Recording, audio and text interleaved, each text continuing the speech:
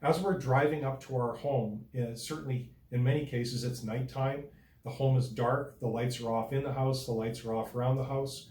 What would that look like if we had a switch on the visor of our car, or from our mobile device, we could turn on a pathway of light as we drive up to our house. All of the exterior lights are turned on, the interior garage lights, and perhaps a few lights inside the home. So we have a safe and secure pathway of light up to and inside the home without having any technology.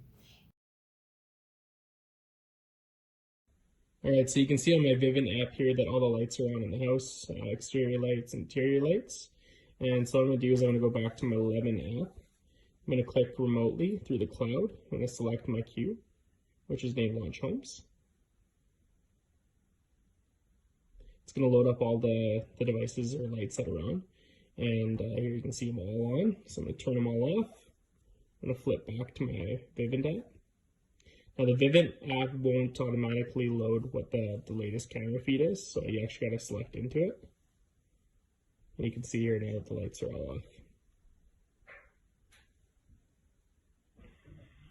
So this here again is another standard feature with Launch Homes, and is quite awesome for safety and security.